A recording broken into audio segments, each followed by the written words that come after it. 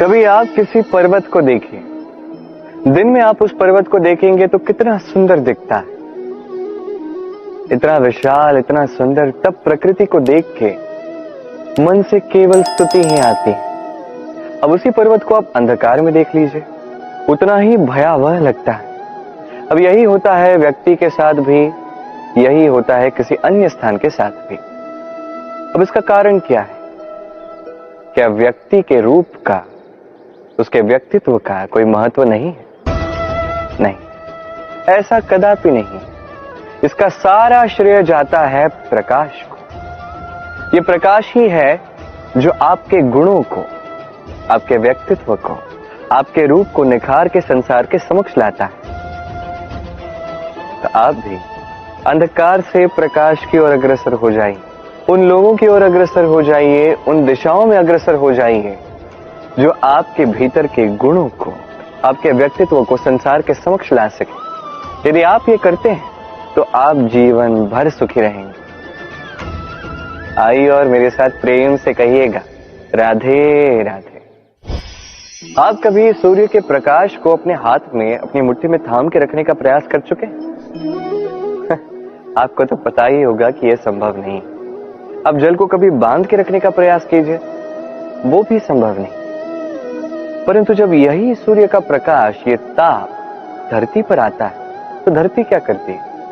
इसे सभी वनस्पतियों में बांट देती है, उनके विकास में सहायक बनती है और इसीलिए ये धरती पूजी जाती है। इसे धरती माता हम कहते हैं। ऐसे ही चंद्रमा रात्रि में जब चमकता है, अपनी रोशनी फैलाता है तो एक राही को, एक पथिक को उसका राह दिखाता है, इसलिए चंद्रमा देवता कहलाता है। इसी प्रकार आप भी कभी प्रकृति को बांध के रखने का प्रयास मत कीजिए, इसे सहेज के रखना सीखिए, इसे बांटना सीख जाए, ठीक प्रेम की भांति। इस प्रेम को कभी भी मुट्ठी में बंद करने का प्रयास मत कीजिए, बल्कि इसे खुले हाथ से बांटना सीख जाइए। ये यदि आप सीख गए तो स्वयं को प्रसन्न रखना भी सीख जाएंगे, दूसरों को प्रसन्न रखना भी सीख जाएंगे।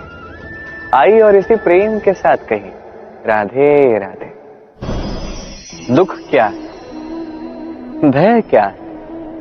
इसे कुछ इस प्रकार समझिए, जीवन में जब भी आप कुछ प्राप्त कर लेते हैं, उसे खो देने का भय उसी के साथ आ जाता है। जैसे आपने धन अर्जित कर लिया, धन को खोने का भय उसी के साथ आ जाता है। संपत्ति बना ली, लुट जाने का भय साथ ही आ जाता है। अब ये जीवन के साथ भी होता है। जैसे ही आप जन्म लेते हैं, मृत्यु का भय उसी के साथ आ जाता है। जन्म नहीं हुआ तो मृत्यु कैसे होगी? मृत्यु का भय कहां से आएगा? अब ये भय क्या करता है आपको समझाता। ये भय यदि मन में होगा, यदि जीवन में होगा, तो जो भी आप प्राप्त कर लो, सुख, संपत्ति, सुविधाएं, धन, इसे पाने का एक आनंद होता है, इसके साथ जीने का एक आनंद होता है। ये भय उस आनंद को आपसे छीन लेता है। मान लीजिए कल आपकी मृत्यु होने वाली है। अब कल की मृत्यु का भय आज ही मन में है, तो ये भय आज का सुख, आज की शांति आपसे छीन लेगा। भय यही करता है। तो स्मरण रखिएगा, भय का साथ जो है वो त्याग दीजिए। जीवन जीने का जो सुख है वो सदैव साथ रहेगा। आइए और मेरे साथ प्रेम से कहिए, राधे राधे। सूर्य को लगता है कि उससे अधिक तेजस्वी और प्रकाशवान और कोई नहीं है, तो उसका ये अभिमान तोड़ने के लिए मेघ आ जाते हैं। फिर मेघों का अभिमान बढ़ता है, उन्हें लगता है कि उनसे अधिक घना और कोई नहीं है। तभी वायु का एक प्रबल झोंका आता है और मेघों को छिन्न भिन्न कर देता है। अब वायु में अभिमान आता है।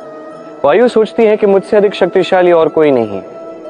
यही वायु का झोंका जाके किसी विशाल पर्वत से टकराता है, उस वायु का भी अभिमान चूर चूर हो जाता है। पर्वत सोचता है कि मुझसे अधिक स्थिर और शक्तिशाली और कोई नहीं, तो धरा भूकंप ला देती है और वो विशाल पर्वत चूर चूर हो जाता है, उसका भी अभिमान टूट जाता है। अब धरा में अभिमान आता है। धरा कहती है कि सब कुछ मुझ पे टिका हुआ है, मुझसे अधिक शक्तिशाली कोई नहीं। एक छोटा सा मूषक आता है, धरा में बिल बनाता है, भीतर घुस जाता है। धरा का भी अभिमान टूट जाता है। इसका तात्पर्य